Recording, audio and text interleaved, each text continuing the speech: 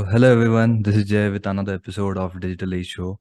Today we have with us Daniel from Budia Media, which is one of the top retention marketing agencies out there, which deals with e-commerce clients. So, hey Daniel, how are you today? Yeah, I'm good, thanks. Yeah, how are you? So, yeah, I'm great, and I am a regular follower of yours and your podcast, and it's quite informative and very knowledgeable podcast, I would say. I would definitely put a link in the description of this video. So let's begin. Let's get directly to the point. So you are in the niche of service industry, right? So that demands Hmm? connection with the client, proper communication, consistency, and also quality of service. So how do you have all these things in the right order? I mean, like even if you miss one of those things, retaining these e-commerce clients of yours is pretty much hard. So how do you manage all these things? I have a great team. I I built a team of 8 players from all over the world in like 4 years, and now we are close to 30 people. And um, I always try to delegate things to them what I'm not really good at, and what I'm good at, I try to focus on that. So yeah, I think a great team is really important, but also managing your own time and energy. So yeah, I think these two are really important. Yeah. So how does it like how is it managing a team of 30 people who are all around the world? So there will be different time Mhm. stamps, there'll be time zone differences, there'll be some other barriers as well. So how do you manage all Mhm. this? Like Yeah, I so get it now until there must be systems in place. Sorry, I'm cutting you down. So there must be systems in place. But when you started right from the beginning, how was it? How hard was it? Mhm.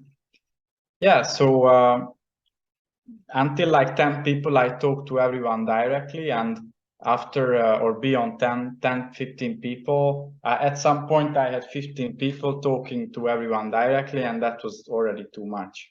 And especially the time zones, as you said. So that's when I realized that I need managers, or we call them coaches in the team. Okay. They help and they manage and they coach their own teams. And with 30 people, we have like six managers, and everyone has a team of a few people, and that's how it works. So basically, I rely on those managers in the team, and they take care of their own people. And I just try to teach them those management principles and skills that I also had to learn. Uh, I have a book here next to me. I can show it to you. It's the High Output Management book. It's Okay. a very condensed book. It's like 200 pages, and I highly recommend this one to start with if you want to learn management. It's a bit dry book, but all the rules, principles are in it to start out. So yeah, and I gave this book to all of them, and they had to read it, and we went through it together, and we discussed the topic. So it's very different than marketing or copywriting or the usual marketing work. It's totally different skill set. So many times your best copywriter won't be your best copywriting manager. You need someone else, and that's completely normal. So yeah. Yeah, also I can see a lot of books in the background. Are you like do you like to read? Do you read very much? What do you Mm. like to read? Or is it just business stuff? I can see Mm. Arnold back there. Yeah. So I read like 20-25 books a year. Oh, And great. if you check out my YouTube channel, actually, I share a few videos about my favorite books in different fields. And yeah, I like books about business, strategy, management, but also about marketing and psychology. I like biographies as well because, it's just about life. So I Yeah. think those are interesting. And yeah, I think reading is important, but actually I talk to different business owners, and some of them they don't read at all. So and honestly, it was hard to accept for me that some people they make more money than me and they don't read at all. I think at this point, I just think different people learn in different ways. So some people, they read, others, they talk to people. That's how they learn. Others watch videos. Right. So it depends how we are wired, I think. Yeah. Right. Awesome. So, what would be your advice for someone who aims to start an agency like yours in today's time? Mhm. Like something you would like to, like the newer generation to know? Like, what are the things that you did right, which worked for you, and Mhm. you would recommend it to the newcomers who are willing to start an agency or who are willing to do freelance in this industry? Sure. So I think you need to have some confidence to stand out on the market. You don't want to be just another Facebook ad agency or just another Right. email agency. That's important. But I know at the beginning it's really hard because it's really hard to break the rules until you don't know the rules. So first you have to learn your industry well, and after a while, after a few years, you will get enough confidence to see what works, what doesn't, and really have an opinion why you are different than others. I know many people, they ask me how we are different, and I think now I can give a better answer than 3 years ago. Back then I just didn't really know. I'm still looking for that, of course, but I think I have a better opinion now. So that's one thing. And I think in the agency space, the entry barrier is relatively low. So yeah, that's why I can see many people having shiny object syndromes, that they start out with something and then they change their course every Yeah. 6 months.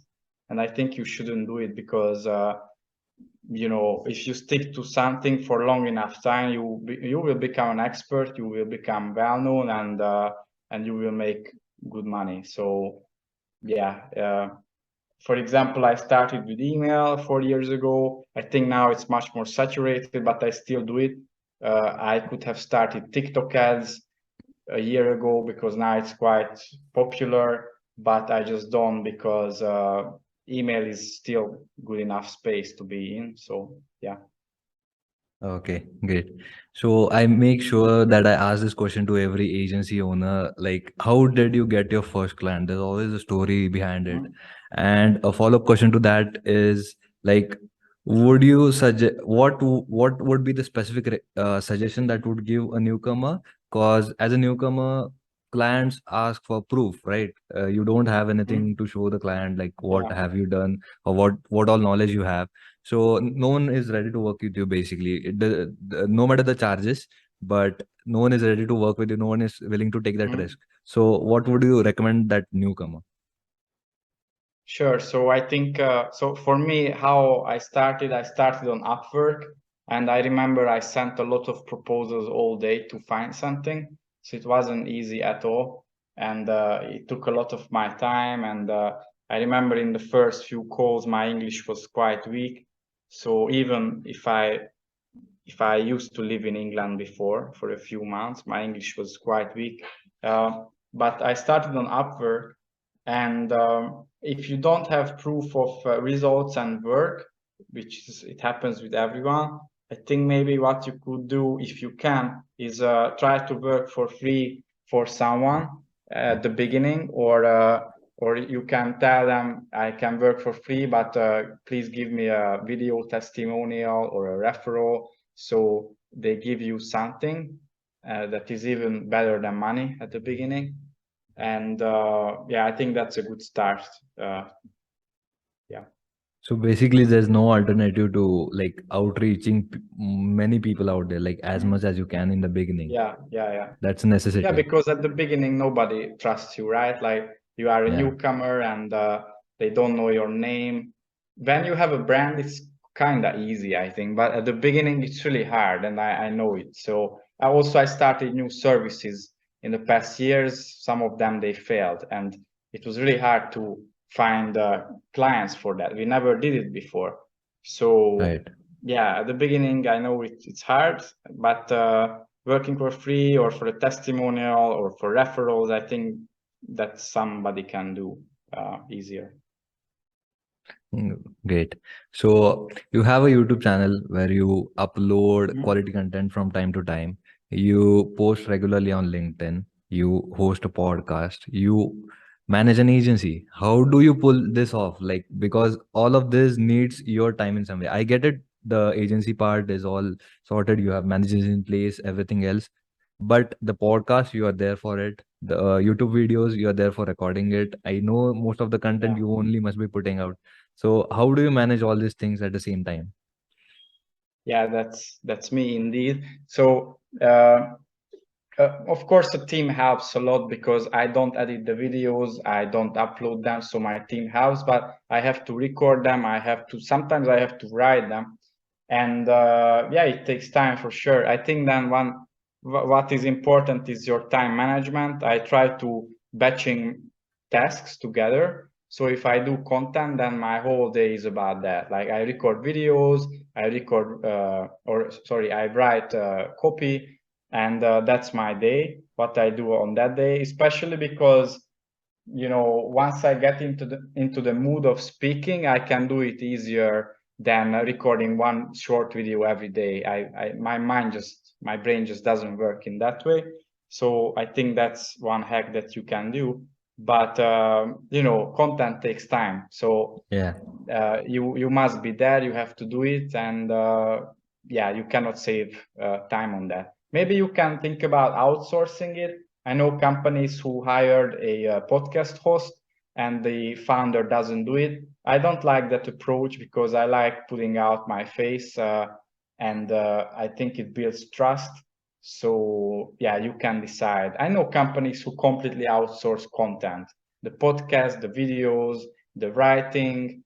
Um, yeah, but I prefer in this way that I do it myself. Yeah, and that definitely pays off. Like people have this like if you ask me, I have seen a lot of your podcasts, and then this is like I am talking to you like it's very I'm very used to. So I'm very used to Mhm. this phase. So it's easier to build trust when I know something, when I know someone for a person. Yeah, So yeah. it feels like, yeah, I know this guy. Yeah, he's trustable. Mhm. It becomes more Yeah, easy to pitch in your service or whatever it is. yeah, I agree. Yeah. So recently, also Black Friday is around, and I saw a recent post of yours that you had a different take on advertising for it. Like, would you like to elaborate a bit about it? You were like, people should probably run a campaign. They should run an like not the basic stuff. Like you were anti-advertising on Black Friday, basically. Mhm. Yeah, yeah. So you are asking So about the yeah, is this something you follow this at your agency? Are you like practicing it with your clients, like not running Mhm. specific ads on Black Friday and running them before and after it? Yeah, I mean, we have different clients with different strategies. So sometimes I say something, it's not a secret. I say something on LinkedIn or social media, and some of our clients, they do completely the opposite. So, Okay. uh, because sometimes people ask me, I said this on social, but the client does something very different. And every client is different, every business is different. Yeah. But and that works for them. For some business, 90% discount works, and Yeah. even if people say you shouldn't do it, it will just work for them. But what in general, what I can see from most e-commerce clients of ours, what works very well is we have an extended Black Friday, Cyber Monday uh, period, but it's not longer than 1 week. Usually four, Okay. 5, 6, 7 days, something like that. But definitely not one day. So not just on Black Friday. If we extend the event, then we do it before and only for VIP subscribers or customers. So and we give them Black Friday offers 2, 3 weeks before already, but Okay. only to the VIPs, not to everyone. And why is that? Because VIPs, they listen to us, so they Right. really want to see great offers. And if we give it to them, they will buy. We know that because they are VIPs. but not VIPs, they not necessarily. So we don't want to give it to everyone because people, they won't appreciate it. But if you give it only to VIPs, they will, because they are VIPs. So that's what we do. And after Black Friday, Cyber Monday, we rather prepare for Christmas. So we don't say that on Cyber Monday that, hey, we decided to extend it for one more week. We don't do it Right. because it usually devalues the brand. You Okay. built up Black Friday, Cyber Monday, and then you say to me as a customer that you extend it for one more week, like, okay, so your promise wasn't real before. So we don't do it after, more before Black Friday. Yeah. Okay, so that's the basic difference between other agencies. Like most people will try to run it on Black Friday, extend it to Cyber Monday, and then again extend it for a week. So the Yeah. promise, the it's like the customer will feel like you're basically they are getting cheated. So they are letting Yeah. these timers and Yeah. everything know like 24-hour sale, 12-hour sale, and then they'll extend it no matter what. Yeah, I know. I also used to have these clients. Nowadays, we try to avoid this. Yeah. So also you had posted recently about A/B testing. Like I see a lot of A/B testing posts on your feed, and you were the video I guess was regarding not A/B testing your mails or ad sets if the number of recipients are less than 1,000. Like, Mhm. can you shed some more light to it? Because we are guilty of doing that sometimes at our agency when the client is too nosy and like wants the things in a certain way. So they are like, Yeah. let's test two, three things at the same time, even though their subscriber base is like of 1,000. They just have 1,000 emails in Mhm. their base. They'll be like, let's run two, three mails or simultaneously. So Yeah. you recommended the complete opposite, and that makes sense. I get it. So can you shed some more light on it? Yeah, sure. Actually, we also just had an argument with a smaller client of ours that they wanted more A/B tests and testing things and all of that. But then I would ask the client, what do you expect? Like, Yeah. we A/B test with 1,000 recipients, but what do you expect? Like, even if one variation wins, you won't have the statistical significance. What this means, everyone can look it up. It's a bit more scientific stuff, but what this means, uh, with this amount of recipients, if we run an A/B test and we get a result, and then we would repeat it later with the same Right. amount of recipient, there is a very high chance that the result would be the opposite. Why? Because simply we are just not sure enough, because we don't have enough data, enough recipients to validate this hypothesis that this works good, this doesn't work. But if you have more recipients, like 10,000 or let's say 100,000, you send out the email, one variation wins, then there is a very high certainty that anytime in the future you repeat this test, it will work out in the same way again.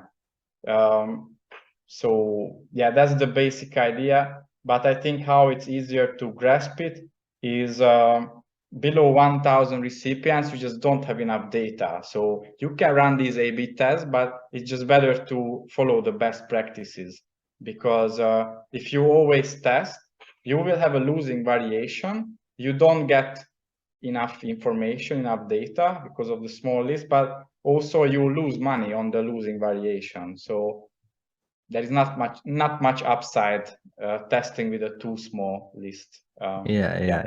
Yeah. It makes sense. So, what is the average amount of recipients you would suggest to run this test? Like, it should it be more than 5,000? What is the average like you guys see, Mhm. or what? Yeah, I Maybe think we in can the say call video it I, the minimum threshold. Yeah, I think in the video I said 5,000 for campaigns and yeah. 1,000 for 5,000. flows. Yeah. And again, if you want to be very scientific, there is a calculator by Neil Patel. You can look it up. And in that calculator, so basically you have to put in the numbers, the number of recipients, number of variations, and the third number, you put in those, and it will give you a number, the exact number, how much recipients you need. You can look it Okay. up. But I think as a rule of thumb, 5,000 for campaigns minimum, and for flows 1,000 per 1,000. month as your traffic minimum. Okay. So is Budia Media a one-stop shop for all the marketing needs, or you specify in one specific area? Like, I know Yeah. you do email marketing a lot, and so what all does Budia Media cover exactly? Yeah. So we focus on e-commerce retention marketing, and what this means is that we use all of those channels that helps increasing customer retention. The Okay. main one is still email, but we are very active in SMS marketing, loyalty programs, and sometimes we try things like push notifications or even physical mails. We try those, but all of these, and we combine these. And I think we move into a more and more specialized direction. So in the past, we tried to add more services. Now Right. we don't want to. We just specialize into more and more. And I honestly, in the future, I want to get to a level where we can give clients a guarantee what we can see Achieve. as a Yeah. result. We already Yeah. started doing this, setting milestones, Okay. and I think the more experience, more clients in this field we have, the more confident we can become to give these guarantees. And I think that's very rare on the market. So I think we can differentiate ourselves that we are the guys who can guarantee the result, and even see the time frame in 3 months, in 1 year, whatever. And I think people, they really like it. It's very rare that someone does it. Okay. That's right. That's good. So, how much of the work is outsourced currently, or is everything done in-house itself? Yeah, I think we can say everything is done in-house. So we, from the first days, we like hiring in-house, and the team does the work. So we don't white label to others, or we have referral partners, but if we refer someone, they do the work without us, other companies. So yeah, we don't have white labeled agencies or anything like that. We have our own people, and they do the job. Yeah. Great. So, has like the pandemic changed the course of the business? Has it been good? Has it been bad? How have been the past 2 years for you and Budia Media? Yeah. The pandemic was if we can say it, it was a positive thing for our business, because we work with e-commerce companies. Especially in 2020, we could see a big lift. Right. Yeah, actually this year was a bit slower, and I know people talk about recession. I'm Yeah. not an economist, so I don't know if it's happening or not, but this year was slower for sure. And yeah, but we are still doing well. We are growing just a bit slower. E-commerce is growing, so I'm optimistic. Great. So now I think we have hit the mark, and so I would like to ask you one last question. What is the Mhm. biggest challenge you have faced with Budia Media, and how Mhm. are you overcoming it right now? Or what was one of the biggest challenges you have faced in the past with your agency? Yeah, so I think I can highlight management and leadership, and at the beginning we started with this, and reason why, because many marketers, they stay marketers, Right. and they never hire anyone, or they hire but they never really become a good manager or leader of the team. And why? Because it's a very different skill set. So yeah, I think it's important to read a lot, to talk to experienced people a lot. Also, I have people who have 20-30 years of experience with marketing management, and I think it's important to talk to them and learn from them. If you can, you should have a mentor as well. If it's necessary, then you should pay for that. And yeah, I think those are really important, to talk to the more experienced people, older people, and they will teach you a lot of things. So are there a lot of I would just like to follow up with it. Mm-hmm. So, are there a lot of systems in place, like a lot of SOPs? I must say Mm-hmm. that you guys have to get, like, you Mm-hmm. manage a team of 30 employees. So it's not that easy to train everyone one to one. So there has to be some kind of automation in it, right? Mm-hmm. Yeah, automation, but systems as well. First, you should have the systems. I think how everyone can start out is just if you do something you want to delegate it, just write down what's the Okay, process in a way that somebody else understands, and then give it to them, see if they can do the work. understand. Yeah. And then if it goes well, you can do it more and more. So first you build out the systems, and later you can automate. Actually, I think automation should be the last step, because Okay. if you start automating a wrong process, that will cause big troubles. So first, just really write down what you do, give it to someone else. If they can do it, that's amazing. And that's how I started too. And maybe one more thing is checklists. Okay. We use a lot of checklists because it really eliminates problems and mistakes. So just everything that can go wrong, write a checklist about it. We have hundreds of checklists, so Oh my God. I would yeah. really love to see it someday. So great. That was a really great interview. It was pleasure having you on my show, and I'm definitely looking forward to continue this conversation further soon, because you have a lot of knowledge in this industry, and there are a lot of I know there must be a lot of, like, use cases you had with one particular client. You had in you how you solved one particular issue for a client, or maybe how what the amount of growth you Mm. had with the client, the problems you faced.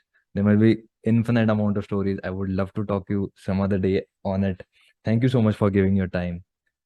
Yeah, thanks a lot, and thanks everyone who listened to this one. Thank you. Yeah, thank you so much.